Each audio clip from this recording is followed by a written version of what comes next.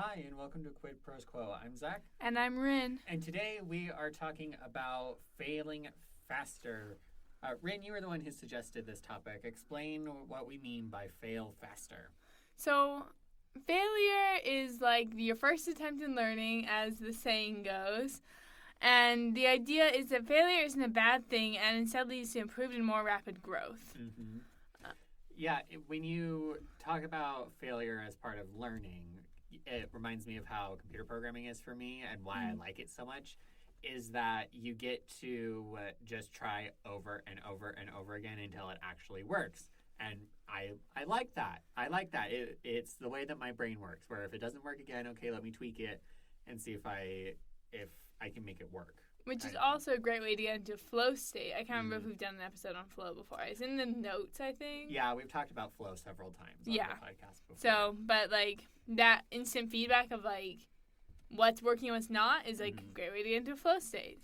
Yeah, and so with failing faster, it's the idea of closing the loop to try and fail, figure out what's working and what isn't, and then try again, and to just do it over and over again. Exactly. So let's talk about the clay pots. And we've shared this analogy on the podcast before. Yeah, I think we have. And this is just the little story where it's like you have a pottery class and you divide it into two groups. And one part of the class is told that their grade is going to be based on the weight of the pieces that they produce. And the other group is based on the quality of the pieces that they produce. And at the end of the day, the students who were judged off of weight did better, not just because they made more pieces, but because their pieces ended up being better than the students who were trying to have the highest quality for each piece. Yes, because practice makes progress, if not perfect. Yeah. So, how do you fail faster when you're writing? The first idea is pretty obvious, and it's just to write more. But then you can break that writing down into like different categories. So short stories are a great way to like study things in miniature. We've done an episode on that before. Yeah. You should go check that out. You can do short stories. You can do poetry. You can do just simple novel chapters. NaNoWriMo is a good example of failing faster, where you just try and blast through a novel manuscript in a month, or at least as far as you can get into a manuscript novel. 50,000 words is the standard for NaNoWriMo, but some people get way more, some people get way less, and that's okay. And some people get to 50,000 words and go, I think I'm about halfway done. That was me last year. I was like, I have 50,000 words. I'm like maybe halfway through my story.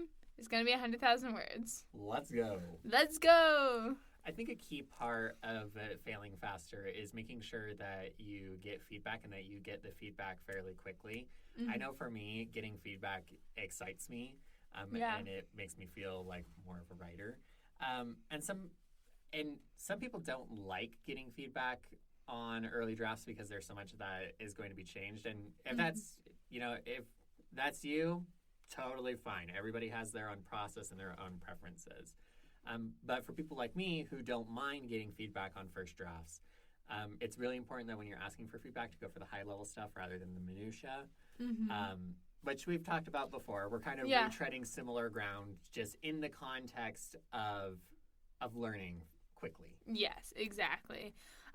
Just the other day, I was in my creative writing capstone class, which is a fantastic class. I'm so excited for it. But we each had to write a first chapter of a novel, and then we did like workshops. And I've never done a workshop for like a first chapter of a novel, and I had to like, come with questions. And like I was like reading through my first chapter, and I'm like, well, this isn't very good. It's a first draft. And I was like, I could ask them to like correct me on like grammatical stuff, or I could ask them to correct me on like, hey, how's my character voice turning out? Like, do you like this third person omniscient narrator who's just kind of like a storyteller? Because it's a fairy tale retelling, as I love to do.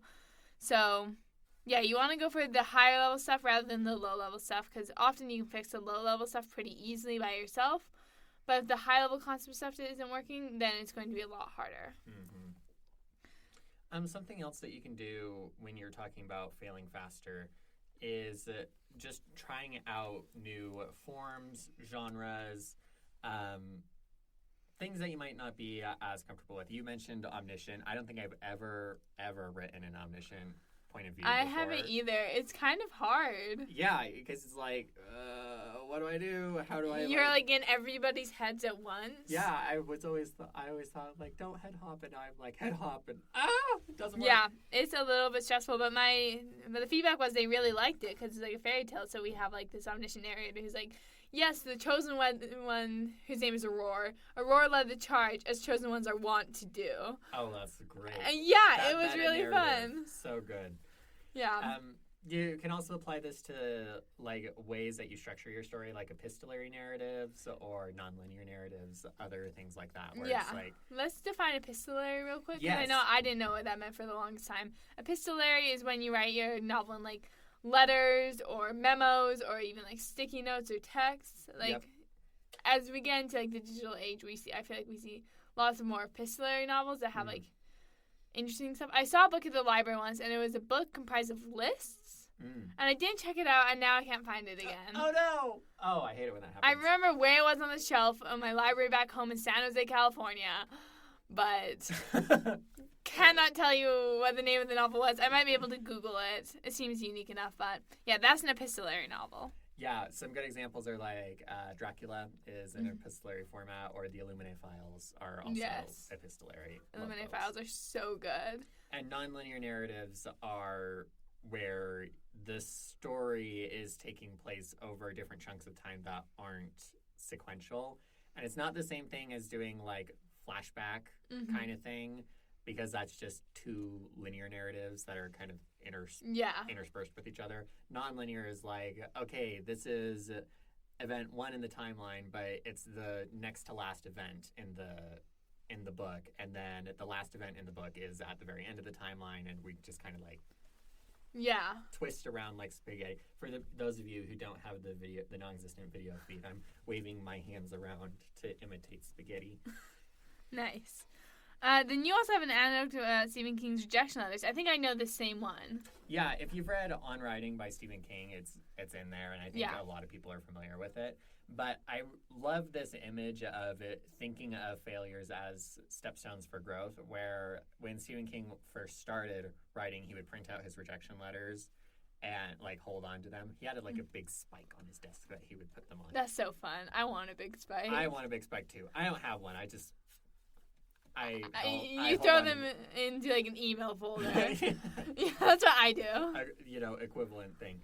But just that idea of embracing failure as part of the process and moving forward with it rather than fearing it, I think is really admirable. Yeah.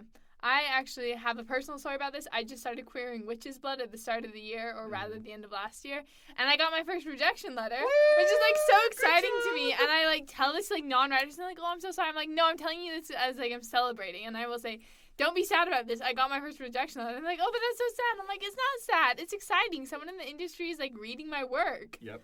And even if they didn't like it, like maybe they liked it, but they just wasn't a good fit and wasn't what they were looking for. Like, whether it's in querying or writing or whatever else, whatever artistic endeavors you may be a part of, like, failing faster is the way to go. Yeah.